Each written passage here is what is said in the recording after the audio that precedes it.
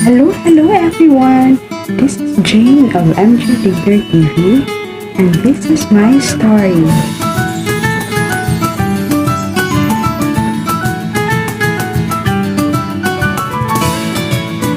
So, today's video po ay gagawa tayo ng simpleng carbonara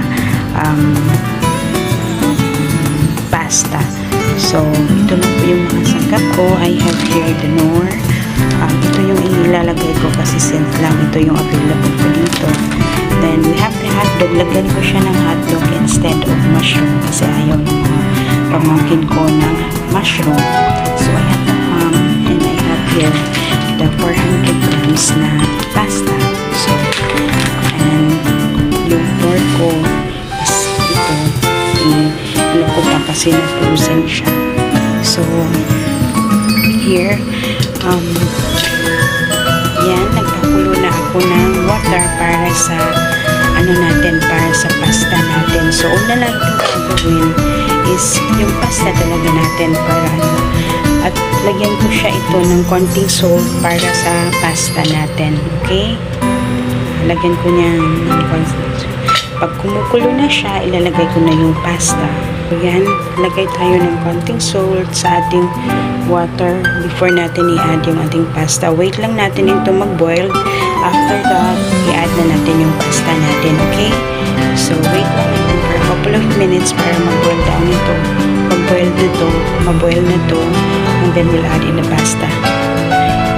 This is it. Ito na yung pasta natin. Nag-boil na yun. So, wait natin ito. And then, let's go. So, yan.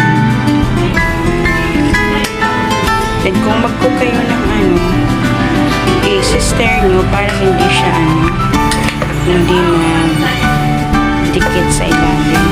Yan. Hindi masyadong kita kasi yung boiling na smoke. So, yan. Wait lang natin yan till mag-cook our pasta. So, ito naman, dinidissolve ko na yung more na oriental flavor natin. So, what? And then, this is slice ko na ito with the pork.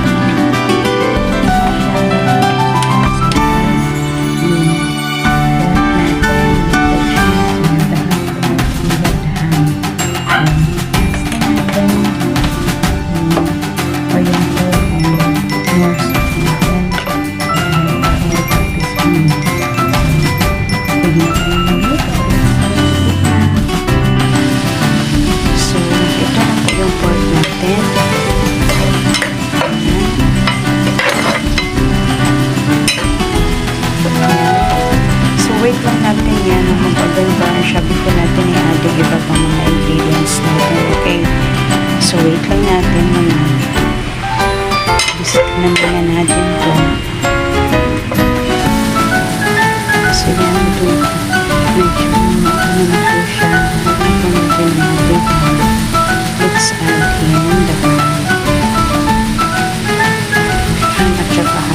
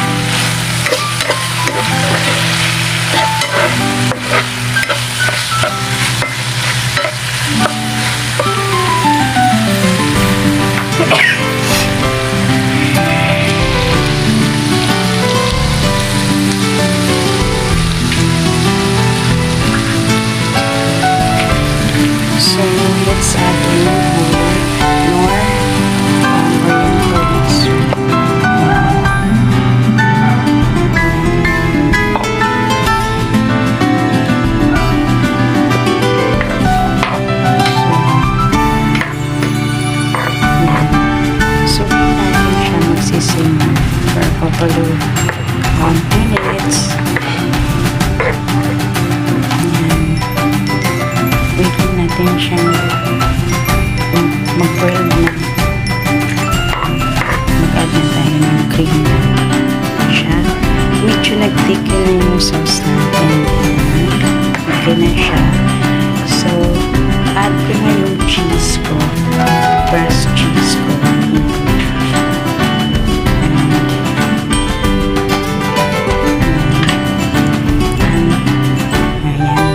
Siya.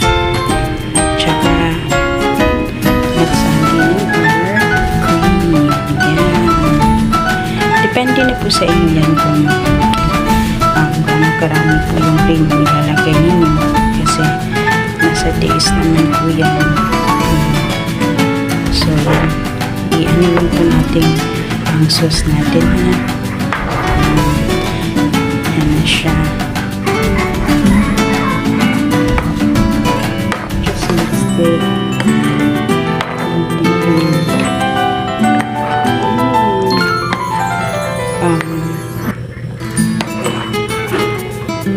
Yan.